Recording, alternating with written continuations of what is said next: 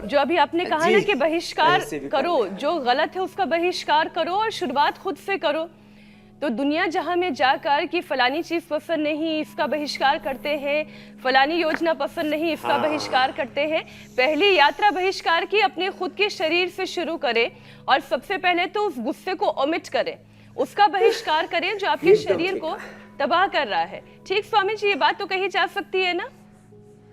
काम क्रोध लोभ मोह अहंकार अविद्या स्मिता राग द्वेष अभिनिवेश मद मत्सर, जितने भी आंतरिक विकार है ना, ये शत्रु है, इनका तो बहिष्कार करना ही पड़ेगा।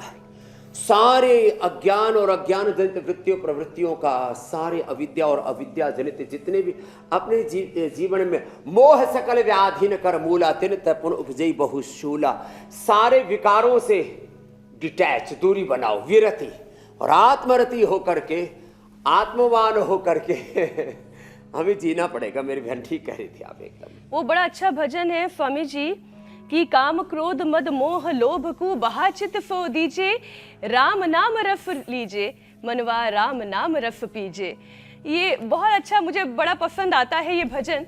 और स्वामी जी इसलिए मैं अपने आसपास के लोगों को भी कहती हूँ कि जब गुस्सा ज्यादा आने लगे तो ग्लास भरकर पानी जो है वो पी लीजिए, गुस्सा शांत हो जाएगा। और फिर भी अगर गुस्सा शांत नहीं होता तो जाकर 10 मिनट टहल आइए, जिस पर गुस्सा आ रहा है कम से कम उससे दूर हो जाइए, वरना अपना तो नुकसान है ही, आगे वाले का भी नुकसान है स्वामी जी। लेकिन जिसकी गुस्सा आलम्बन से तो दूर हो। हाँ। और भगवान नाम का स्मरण, आपने ठीक कहा, भजन का आश्रय, ये जो संगीत है ना ये भी बड़ा अच्छा है। तो जिनको गुस्सा आई इंडिया टीवी में, वो जो है जब मीनाक्षी जी जब समाचार नहीं पढ़ रही है तो उनके पास में आकर के थोड़ी देर भजन मंडली में सम्मिलित हो जाना। जी आजकल तो भजन कॉन्सर्ट भी शुरू हो गए हैं देश में, भजन कॉन्सर्ट जिसमें युवा बहुत बढ़ चढ़ कर जाते हैं।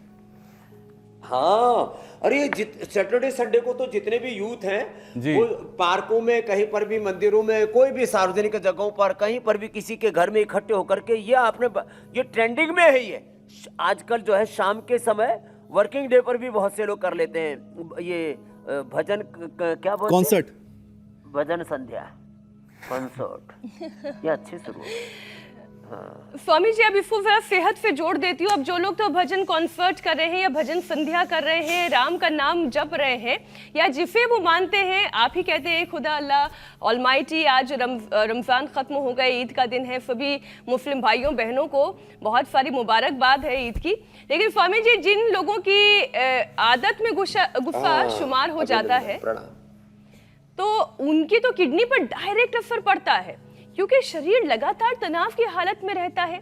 जिन लोगों को हाई बीपी है, डायबिटीज है, किडनी में रुकावट की एक बड़ी वजह है स्वामी जी।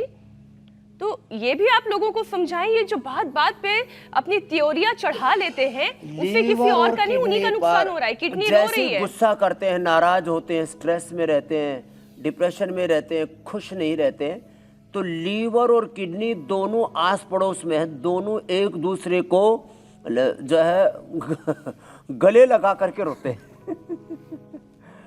आज तो गले लगाकर खुशियां मनाने का दिन है। तो ये लीवर के लिए लिवोग्रिट। जी जी जी।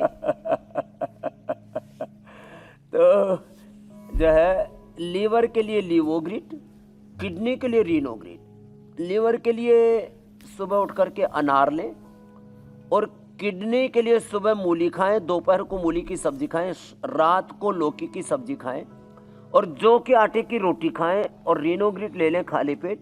और खाने के बाद ट्राइगन, कोरिगन, चंद्रप्रभा या गोक्षरादि गुग्गल कोई भी एक ले लें या 2 ले लें। ट्राइगन, कोरिगन बटी ले लें, एक गोखरू की, एक इसकी धनिया की बनी हुई, हरा धनिया भी बहुत अच्छा होता है, हरा धनिया की चटनी।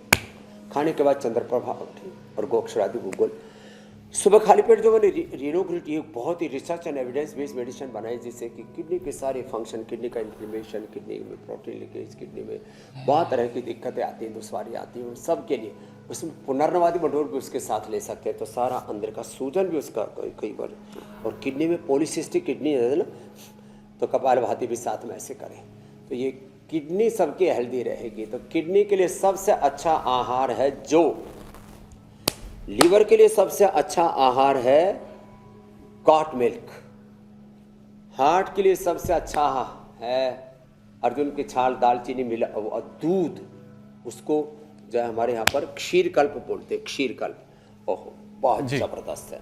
मस्तिष्क के लिए सबसे अच्छा है बादाम अखरोट और ब्राह्मी शंखपुष्पी, ऐसे एक एक अंग के लिए एक एक आहार है हमारे यहाँ पर। फेफड़े के लिए सबसे अच्छा है हल्दी अदरक शिलाजीत अश्वगंधा मुलेठी और सुंठी का ये जो दूध है ना, क्या गजब है साहब। स्वामी जी इन सबके बीच ऐसे ऐसे रोज सूत्र बताते हैं लोग, कर करके घरों बैठो ही अपने आरोग्य को अच्छा कर लेते हैं।